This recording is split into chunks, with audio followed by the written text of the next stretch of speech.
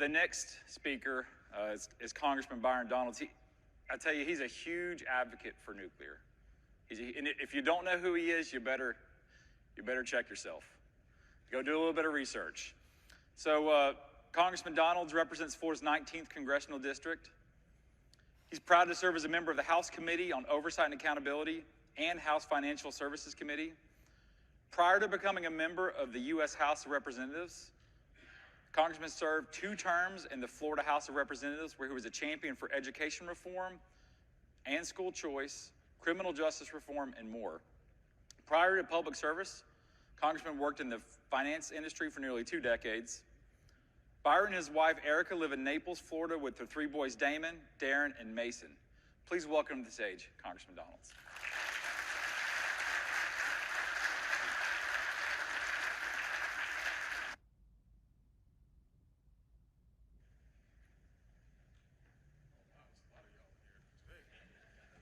I see you guys didn't have too much fun last night. You're here this morning. First question is, has everybody been enjoying Marco Island? Anybody been over to Snook Inn? No, they didn't make it to the Snook Inn, okay.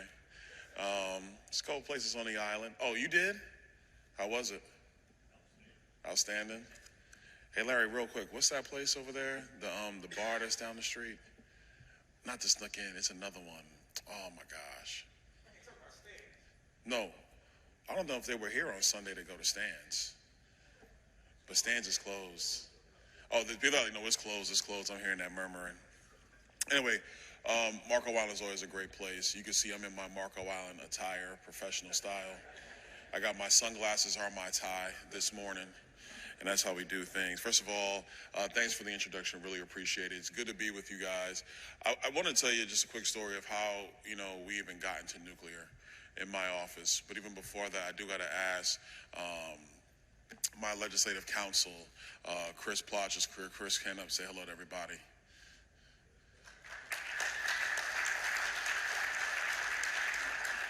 So if you guys don't know the true brain behind nuclear policy in the office, it's him. I'm the guy who just kind of vision casted and said, what's going on with, actually what really happened is I was like, what's going on with ESG policy?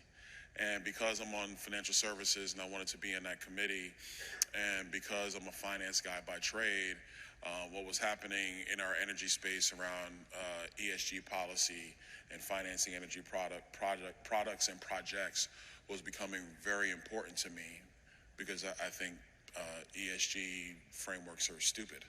And so you're already realizing where this morning's speech is going. And so as we were doing just investigative work around ESG, what kept popping up was the nuclear space. And I'm saying to myself, like, well, why are we ignoring what's going on in the nuclear industry, frankly, for quasi-political / economic reasons?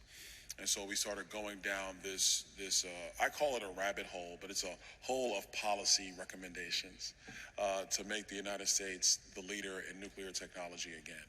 And so that's been a journey the last, year and a half, 2 years now, Chris? We've been working through this stuff. And it's led us to many great things. One of them is now, I'm the vice chair of the Nuclear Caucus in Congress. My good buddy Chuck Fleischman came up to me. He goes, Byron, don't you want to be vice chair of the Nuclear Caucus? I'm like, okay. Sure, Chuck, let's do it. But the entire purpose is to make sure, overarching view in our offices is that we were the innovators of nuclear technology in the world here in the United States. We have fallen behind for dogmatic reasons or political reasons or whatever the case might be. And that is our responsibility, not just as the leader in the space originally, but for the future of our country, that we have to reassert our dominance in the nuclear space again.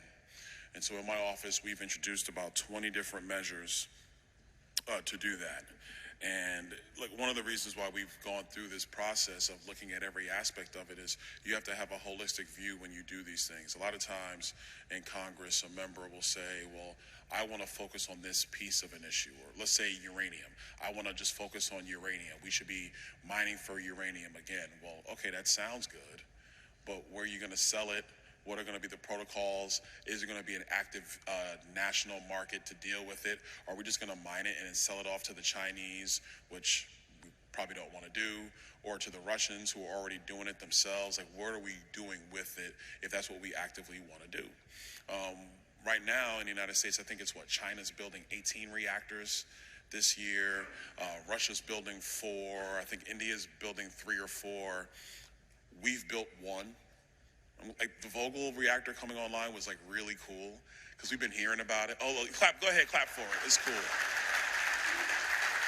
Clap for it. It's great. And I'm really happy. Look, those are the guys that actually built it. They're like, thank God, this thing's finally done. But it actually coming online is a tremendous thing. We're very proud of that. Very happy of that. But just 1 reactor in 43 years, 44 years, like that's not going to work for our country. And so we have to really get this thing up and running. So a lot of the things we want to really do surround around bringing all the different reforms. We're talking about regulatory reforms at the NRC.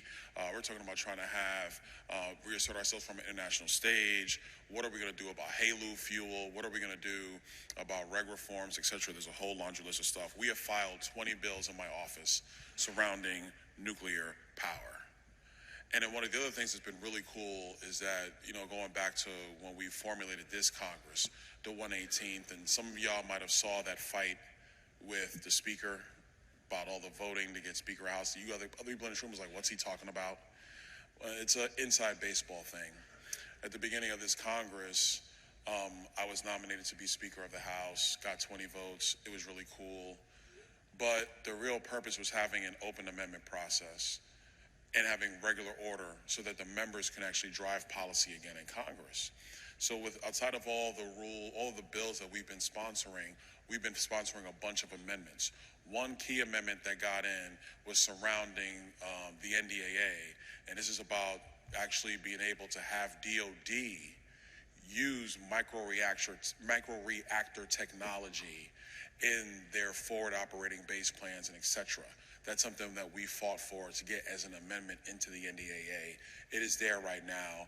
Our hope is that through conferencing the NDAA with the Senate, we're going to marry that language up, and it is going to expand microreactor capabilities for the Department of Defense. That will be a big step forward for nuclear here in the United States. A couple last things I want to say. I think that it's important for us to note that there has to be some serious reforms at the NRC.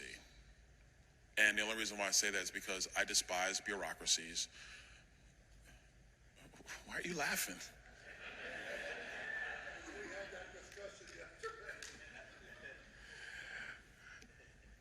I despise bureaucracies. I think that what they end up really doing, and don't get me wrong, they originally serve a purpose. One of the first A purposes that they serve is to just make sure that we're all singing from the same sheet of music. Okay, that's cool. The downside of bureaucracies is that they just become this trap where all innovation goes to die. And if we're going to be a true leader in the world, and I truly believe that we have that capability, we have the innovation, we have the science, we have the capital here in the United States, that's not an issue. But we're being bogged down by an agency whose purpose was to keep us singing on the same sheet of music, ended up becoming an albatross around everybody's neck. What we're going to have to be able to do have serious reforms at the NRC. That's something that I know I'm fighting for. A lot of the other members of Congress want to be able to see. And let me talk a little bit about the other members of Congress. One of the bills that we filed is actually with Democratic leader James Clyburn. And Clyburn's office and my office have been collaborating on nuclear power. It's become much more of a bipartisan issue on Capitol Hill. We have a resolution about America's nuclear commitment. There are 20 co-sponsors on that, bipartisan. It's something where if you had talked to me at the beginning of this nuclear journey, I would have said, I don't think the Dems are really into this whole thing. But I think even from their vantage point, I think they've realized that if they want to accomplish their dreams of an electrified America, you got to have baseload power. And, you know, those wind turbines, those wind turbines look cool and kill birds, but, you know, they're not providing the power that you need. Solar panels, they're shiny, but they're not providing the power that you need, and they don't provide the consistent load of power that Americans are just going to require, especially when you start plugging more things in, like cars, etc. So I think that what they're starting to realize on their side of the aisle, that we are going to need a recommitment to nuclear, that we're going to have to get away from the dogmatic views of nuclear, that we're going to have to get away from the scares and the fears around nuclear. And the more we talk about this and the more we engage on it, I think people are starting to get it. We've authored, what are we now, Chris, 8 op-eds in the office now we've authored, about 7 or 8, about different aspects of nuclear technology. And we're going to continue to do so, because we do have a responsibility to lead in our country so that we can have all the power we need, we can use all the technology that we have, we can be true leaders again. And I do think this is going to be a bipartisan effort. I was with you guys that just snuck in last night, my apologies. So that we can reassert ourselves and become true leaders once again in the nuclear space. China should not be beating us when it comes to nuclear power.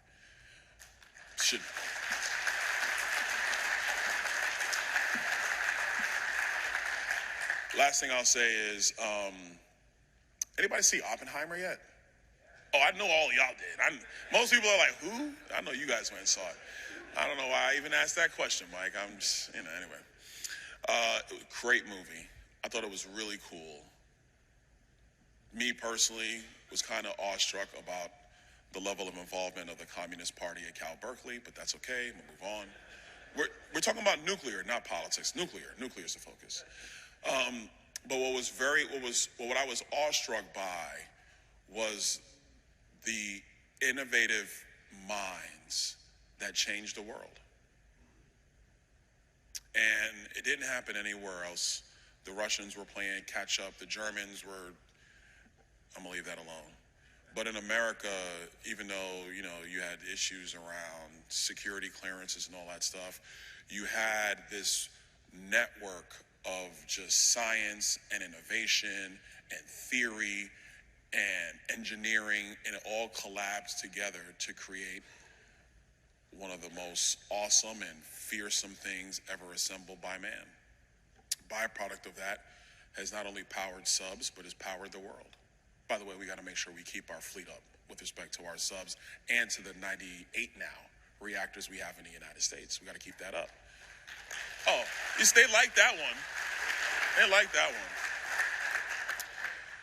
But watching the movie, and I took my wife, and she doesn't do the 3-hour movie thing. If I had said, hey, we're going to go see Avengers Endgame, or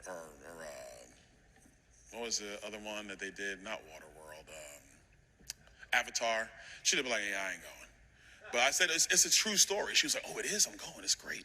So 3 hours in, she's like, wow, this is really riveting for this 3-hour movie. This is really awesome. But I think it really demonstrates the ability of what happens here in America when people have a lot of room to innovate and think and process and create, and can do wonderful things. And we could talk about AI later, sometimes do some crazy things.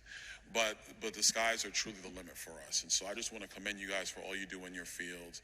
And from my vantage point in Congress, I just want to give you, no, I'm not going to say it that way. I just want to give you enough ability to innovate for our country and to create phenomenal products and power the world. That's it. See you guys.